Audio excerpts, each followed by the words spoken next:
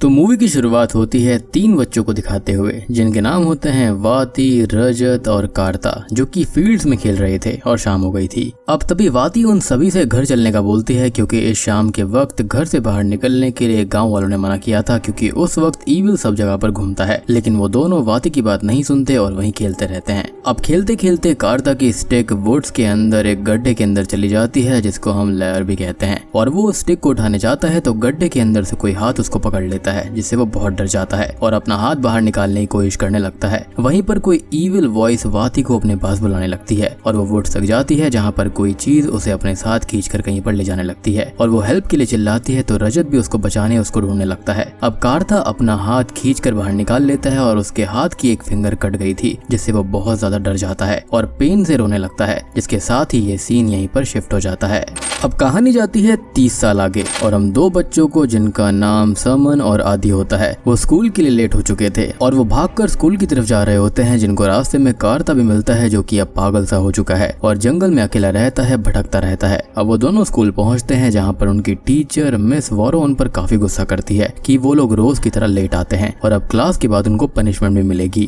वो दोनों क्लास खत्म होने के बाद में अपनी पनिशमेंट पूरी कर रहे होते हैं और उनकी क्लास में आयो नाम की एक लड़की भी पढ़ती है जो कि अपना होमवर्क चेक कराने आई थी और वो मिस वॉरो की फेवरेट स्टूडेंट होती है जिसको मिस वॉरो अपना पेन भी गिफ्ट कर देती है। अब कुछ ही देर के बाद में समन और आदि आयु के फादर मिस्टर मार्तो की शॉप पर जाते हैं जहां पर समन को रोज हनी डिलीवरी करनी होती थी, लेकिन स्कूल लेट जाने की वजह से वो ये हनी डिलीवरी करना भूल जाया करता था। जहां पर मिस्टर मार्तो उसको बोलते हैं कि अगर वो ऐसे ही लेट करेगा तो उसे उसके बड़े भाई सामुइन से उसकी शिकायत करनी पड़ेगी और समन को खुद भी कुछ ख्याल रखना चाहिए क्योंकि सामुइन उसके और उसकी ग्रैंड मदर के लिए अकेले इतनी मेहनत करता है। अब हम आयु को देख पाते हैं जो कि खाना देने निकली थी और असल में कार्ता की भतीजी भी होती है जो कि उसे रेगुलरली खाना देने जाती है और अभी वो उसके पास पहुंचती है तो कार्ता उससे ये कहता है कि वो जल्दी से जल्दी घर चली जाए कि शाम होने वाली है और गांव में शाम को निकलने के लिए मना किया जाता था और कार्ता तो खुद ही चीजें फेस कर चुका है और ये वही कार्ता है जिसको हमने मूवी की शुरुआत में देखा था। खैर हम सभी बच्चों को समन को छोड़कर मस्जिद के अंदर देख पाते हैं जहाँ पर उस्ताद जी सबको अच्छी बातें बता रहे होते हैं कि उन्हें शाम के वक्त बाहर नहीं निकलना चाहिए क्योंकि उस वक्त ईविल बाहर आता है और अगर उन्हें मस्जिद के अंदर आना है तो वो अजान के वक्त आए, इससे उनके अंदर डिसिप्लिन भी आएगा।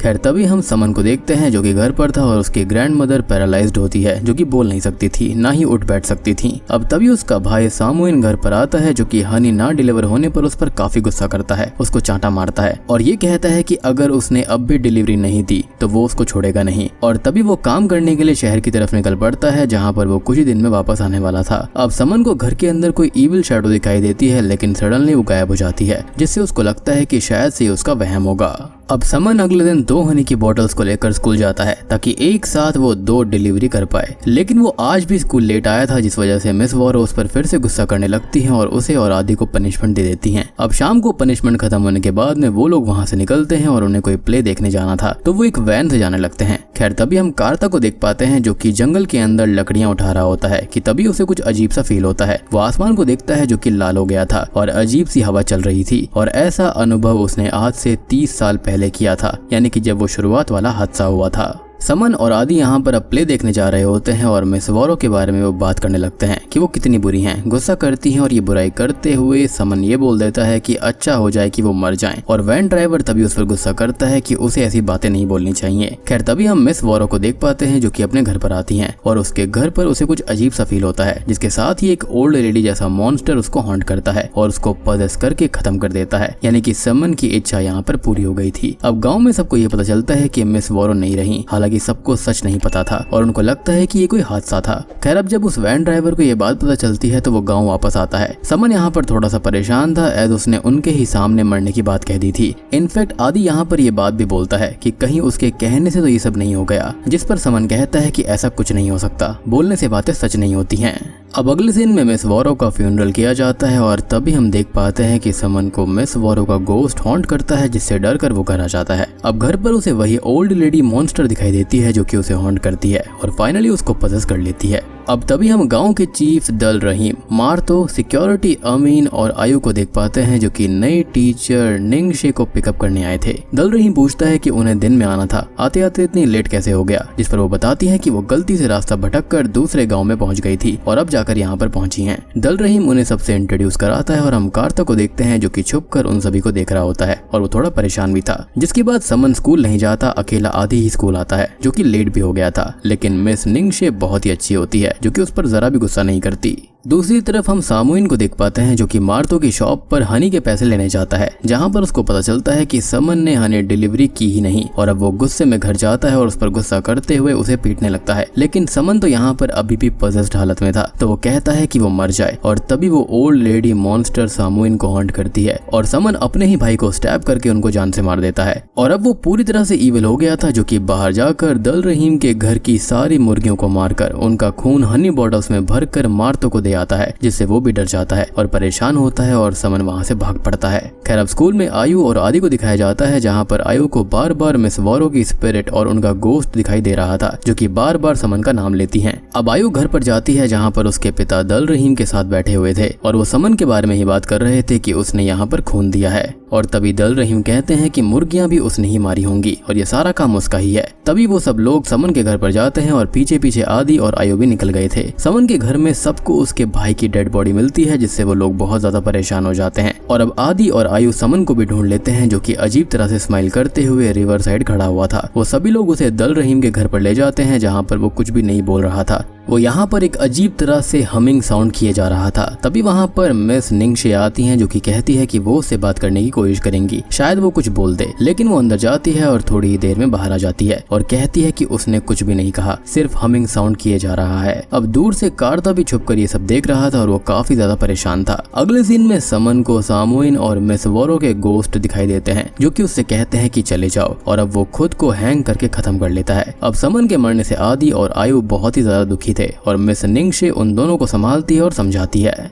खैर अब वो क्लास के अंदर आदि को समझाती है कि उसे मूव ऑन करना चाहिए और अपनी पढ़ाई पर ध्यान देना चाहिए और वो यहाँ पर अपना होमवर्क कंप्लीट कर ले, जिस पर वो एग्री करता है। अब शाम होने पर स्कूल पियन मिस निंगशे से स्कूल बंद करने का कहता है और आदि के बारे में ये भी कहता है कि शाम हो रही है और उसे घर भेज दिया जाए, जिस पर वो कहती है कि वो खुद उसे घर तक छोड़ कर आएगी। अब वो आदि से कहती है कि वो जाने से पहले प्रेयर्स करके जाए और अब आदि प्रेयर्स करके बाहर आता है तो उसे समन का भूत दिखाई देता है जो कि उसे हॉन्ट करता है और अब वो भी पजेस्ड हो जाता है। घर पर वो पोजेशन की हालत में ही रहता है और अब कार्ता उसके घर पर एक एम्यूलेट लगाता है जिसे उसका फादर देख लेता है और उसको भगा देता है और ऐसा एम्यूलेट कार्ता ने समन के घर पर भी लगाया था, लेकिन क्यों ये हमको आगे पता चलेगा। अब स्कूल के अंदर आदि गुमसुम सा बैठा हुआ था और छुट्टी के बाद सभी बच्चे घर चले जाते हैं, लेकिन वो वहीं पर बैठा रहता है और आयु भी उसके लिए काफी परेशान थी और वो घर जाने लगती है, जिसे फिर से मिस वॉरो का भूत दिखाई देता है जो कि अब आदि का नाम लेती है। और तभी आयु आदि को देखने जाती है तो वो क्लास में नहीं था और अब वो उसको ढूंढने निकल जाती है, लेकिन वो कहीं पर भी नहीं मिलता। तभी हम आदि को देखते हैं जो कि एक बच्चे को अपने साथ कहीं पर ले जा रहा होता है और रात भर उन दोनों को सब ढूंढते हैं, लेकिन वो कहीं पर भी नहीं मिलते। अगले दिन मिस निंगशे सभी बच्चों से ये कहती है कि उन्हें क्लास के बाद सीधे घर जाना है और प्रेयर्स करनी है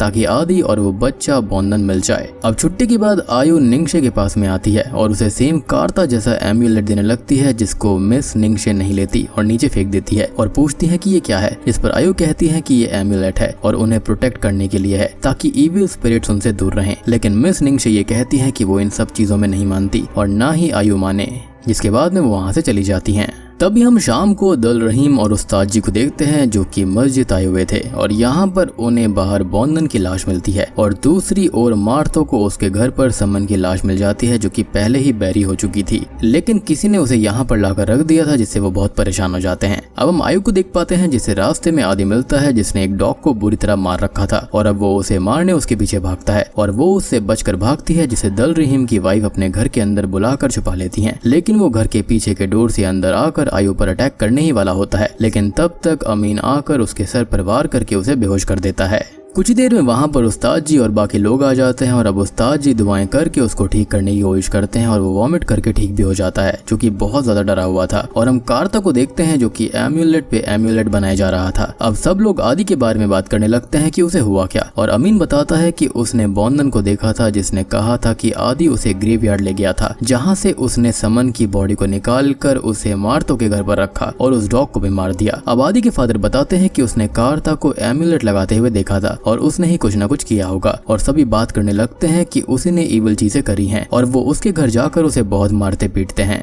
लेकिन दल रहीम उनको रोकता है और उसे उसके घर पर कैद करने का बोलता है, आगे वो और इन्वेस्टिगेशन करने वाले थे। वैसे भी यहाँ पर कार्ता के खिलाफ पुख्ते सबूत नहीं थे। अब हम आयु को देख पाते हैं जो कि घर पर थी और ट्रॉमा से बीमार हो चुकी थी, जो कि मार्तो से कहती है कि अंकल कार्ता ने कुछ नहीं किया है, लेकिन मार्तो खुद अभी कुछ समझ नहीं पा रहा था। अब तभी आयु से मिलने मिस निंगशे आती हैं, जिन्हें देखकर वो बहुत ज्यादा डर जाती है और निंगशे बोलती है कि वो कार्ता के घर पर गई थी, जहाँ पर उसको पता चला कि आयु रेगुलरली वहाँ पर जाती है। और अब हम एक फ्लैशबैक देख पाते हैं। अब फ्लैशबैक के अंदर कार्ता आयु से बात करते हुए उसको बताता है कि उस दिन स्काई का लाल होना, हवाओं का अजीब तरह से चलना, ये सब उसने 30 साल पहले फील किया था। और असल में उसका अंदाजा है कि मिस निंगशे एक ईविल जिन है जिसे ब्लैक मदर भी कहते हैं, जो कि बच्चों पर फीड करती है। और कंफर्म करने के लिए उसे निंगशे को एम्यूलेट देना होगा और अगर वो रिएक्ट करती है तो वो पक्का जिन ही है। और आयु ने उसे एम्यूलेट दिया भी था जिसे उसने फेंक दिया था, मीन्स वो जिन है। खैर निंगशे यहाँ पर खुद ये सब कबूल कर लेती है और उसको डराने लगती है और कहती है कि उसने कार्ता को हॉन्ट किया था, वो सब याद है और आयु इससे बाहर रहे, नहीं तो उसकी हालत समन और आदि की तरह ही हो जाएगी। और उसने ही उन दोनों को पजेस किया है और समन को उसने मारने के लिए बोला था। अब हम मिस वॉरो के गोस्ट को भी देख पाते हैं। तो यहाँ पर ये गोस्ट असल में अपने लव्ड वंस को बचाने की कोशिश करते हैं, लेकिन उस जिन के आगे वो कुछ नहीं कर पाते। इवन अभी भी मिस वॉरो आयु के पास ही थी और वो भी इस आस में कि वो उसको प्रोटेक्ट कर पाएंगे।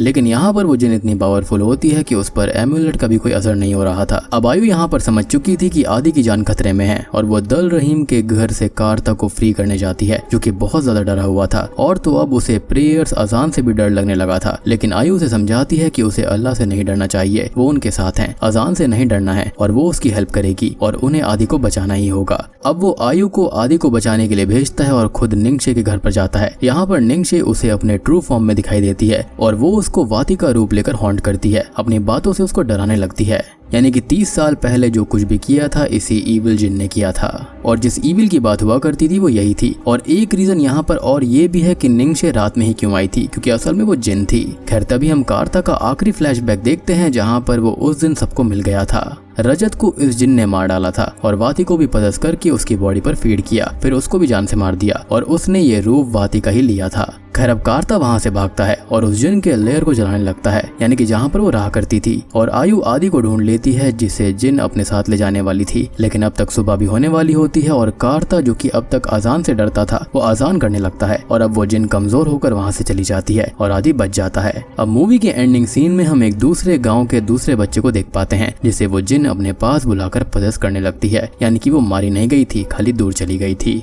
इसी के साथ में वक्तु मगरिब मूवी यहीं पर खत्म हो जाती है। तो दोस्तों ये थी एक और इंडोनेशियन मूवी वक्तु मगरिब फिल्म की कहानी। उम्मीद करता हूँ कि आपको जरूर पसंद आई होगी। पसंद आई है तो वीडियो को लाइक कर देना, चैनल के ऊपर नए हैं तो सब्सक्राइब कर लीजिए।